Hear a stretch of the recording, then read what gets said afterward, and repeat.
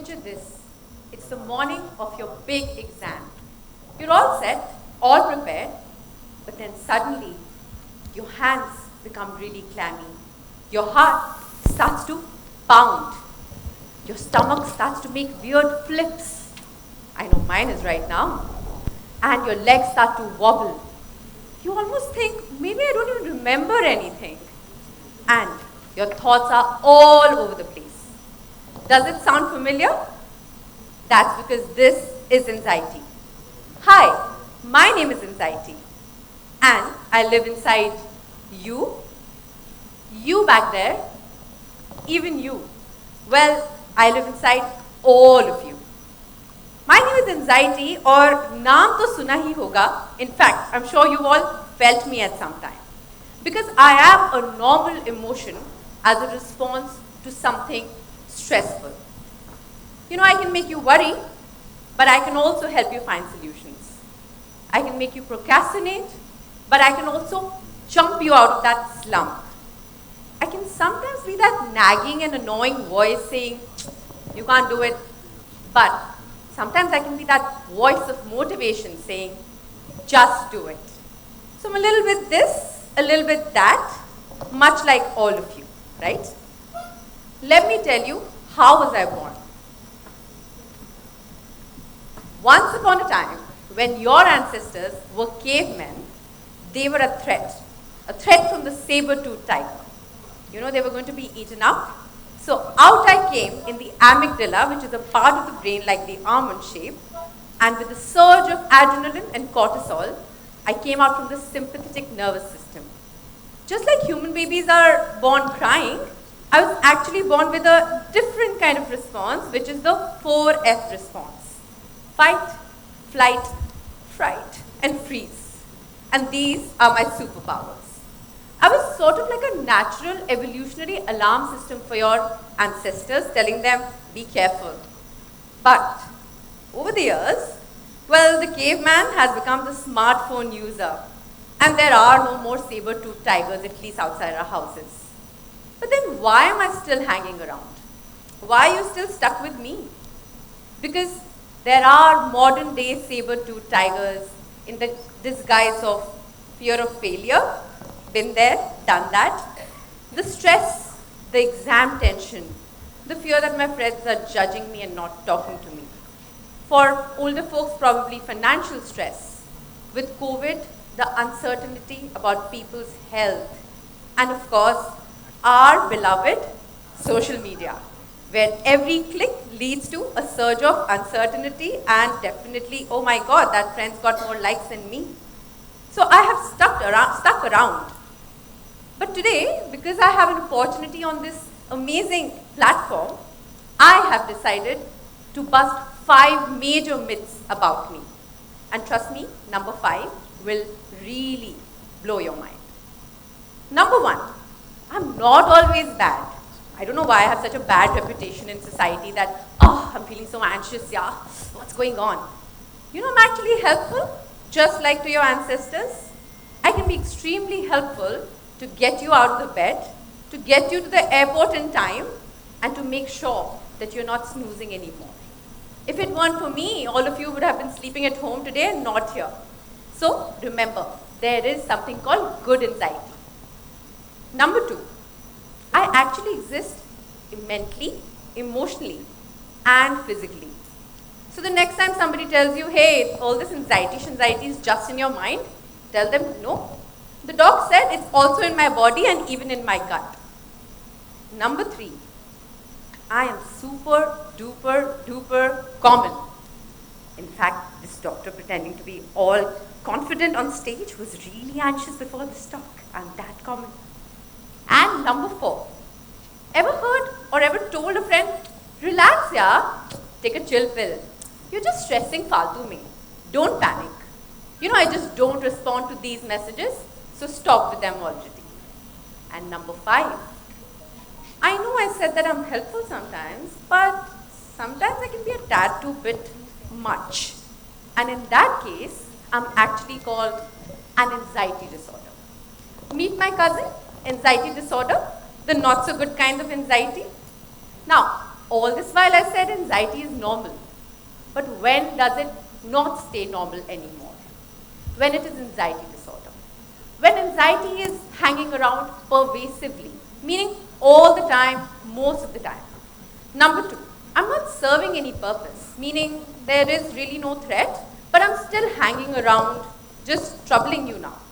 And number three, when I start affecting your day-to-day activities, that's when I'm called an anxiety disorder. According to WHO, in 2019, more than 300 million people around the world were diagnosed with anxiety disorder, of which nearly 50 million were actually young folks like the ones in this room. But as anxiety disorder, let me tell you a secret, these numbers are not right. These numbers are actually far lesser than what they really are. The reason? Underreporting and not being diagnosed. Yes, you'd be sad and surprised to hear that so many people live with shame and stigma and never get the help that they could have and had a better life despite the anxiety disorder. I've known people to shame each other on my name and say, this anxiety disorder is just in your mind. Oh, it must be happening to weak people. It can never happen to somebody in my family. And I'm sure it only happens to people below or above a certain economic stature. But here's a fun quiz.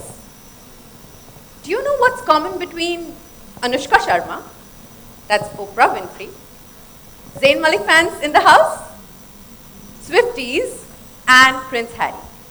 Well, other than the fact that they're all famous, of course, I know that, they've all battled anxiety disorder and are strong advocates for mental health. So, as anxiety disorder, I don't discriminate based on age, sex, gender, based on socioeconomic status, based on even how many social media likes that you have. So then why do you? Drop the judgment. I'm requesting you. Now comes the big question. I'm sure the million-dollar question always is, how do I manage and tame anxiety? Clearly you can't get rid of me because I can be good sometimes, but you can manage and tame me. The moment three things show up, they invite me. That is when something is unknown, unfamiliar, and uncertain. Notice these are always going to send out an invitation to me. And in these moments, your brain actually starts playing a very annoying song called, what if this happens? What if that happens? What if then that doesn't happen? And that is a sort of annoying stream of thoughts that leads you nowhere. In that moment is an opportunity to grow. In that moment, you have a choice of actually converting your what if with what is. A better and less annoying song, right?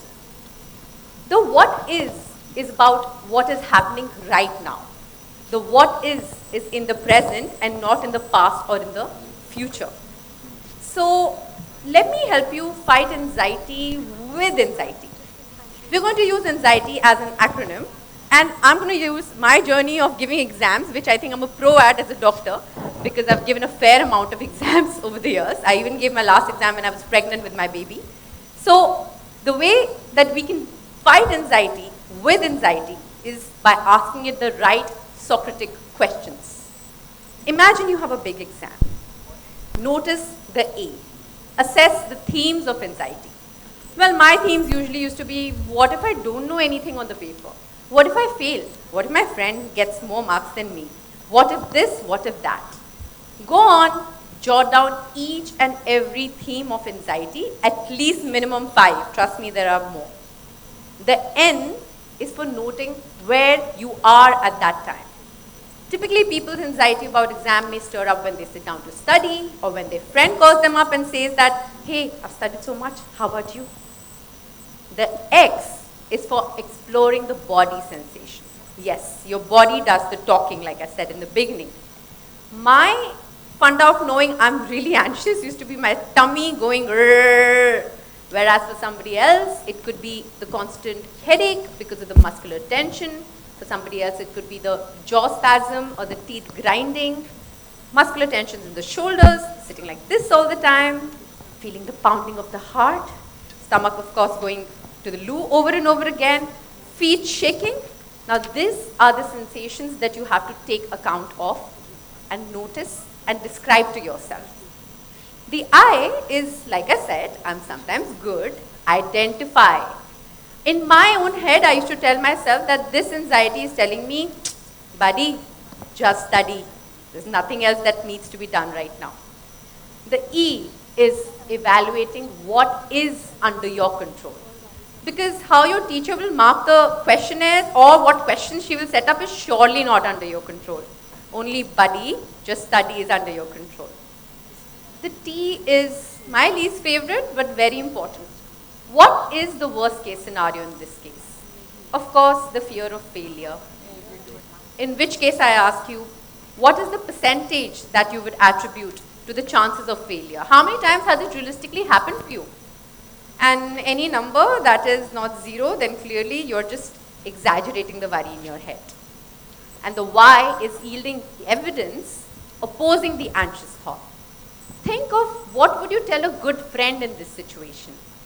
Wouldn't you tell them that, hey, you've studied enough, you've done well in exams before, go on, just study. So that's how you cognitively defeat anxiety with anxiety. I think the heavy lifting is done. I think we can relax. But I did tell you that I don't respond to words like relax. That's because most of you don't know how to relax. What if I could teach you a fun way of relaxing? Perhaps you could try the next time. The R is extremely helpful and one of my favorites. That is rocking your body, putting that music on and getting your groove on. Just like Taylor Swift said, shake it out. Go for a run, lift some weights, just go for a walk if nothing at all. It leads to the happy chemical surge and decreases your adrenaline. The E is to engage all your 5 senses. You could do the very important and useful 5, 4, 3, 2, 1 exercise, which basically is noticing 5 things that you can see of the same color, 4 things that you can hear in the now, 3 things that you can touch, 2 things that you can smell, and 1 thing that you can taste. A quick hack if I may. If you're almost having a panic attack, grab an ice cube from your refrigerator and put it in your hand and just roll it around your body. And that simply engages your 4 of the 5 senses, and the 5th would be sipping on water slowly. Try it out. The L is my favorite, LOL. Laugh it out loud, put on that funny video to relax. The A is for the artist within all of us all. It could be doodling, a coloring mandala, it could be a song, it could be a bathroom singer-like song, doesn't matter. Go artistic. And the X is something we're all going to do together, which is exhale deeply. So why don't we all try to take 5 deep breaths with a unique twist to it. Typically when people are asked to take deep breaths, they get really annoyed. But what if we were to actually trace our deep breaths? Everybody put your hand out in front. Use your index finger of the other hand, and as you inhale, use it to go up, stomach goes out, pause, and again in through the nose, pause at the top, out through the mouth. In through the nose, pause at the top, one more in through the nose, pause at the top, out through the mouth. Last, in through the nose, pause, and that is the basic form of deep breathing that you can do anywhere and get your friends on with. Now, having given you so many things to do, the reality is sometimes it's not what we are doing to combat anxiety, it's actually doing less of some of the things that we are doing. Raise your hand if you're guilty for some of these, if not all of these. As anxiety, I get invited when you scroll excessively. And that's simply because of the FOMO. Oh, did my friend like my post or not? How many likes did I get? And of course, the comparison. Social media is a playground for social media anxiety, and overuse will always invite me. This also brings me to something that we love doing, which is doomsday scrolling in bed. leading to revenge, bedtime procrastination, and sleep deprivation. Get those Z's and stay away from me. And finally, your favorite, coffee, the stimulant. While in moderation, yes, it helps you concentrate and feel better, but in excess, it can invite the thumping of the heart, the jitteriness, and feeling anxious. Probably use in moderation. And if I don't respond to any of these, I have a humble request that please speak with a mental health professional. Yes, there is no shame, no stigma. That is as long as you are the one not stigmatizing others as well, right? Instead of Google doctor, please see a human doctor, aka a psychiatrist. With that, I have a small love letter that anxiety wants to address to you all. As we bid adieu, here's a fun little clue. Embrace anxiety. It's your friend in the queue. In this dance of emotions, it's just a step or two. Turn your worry into wonder. That's what you can do. So stop the fight. Let's together make a breakthrough. Because understanding anxiety is a journey brand new.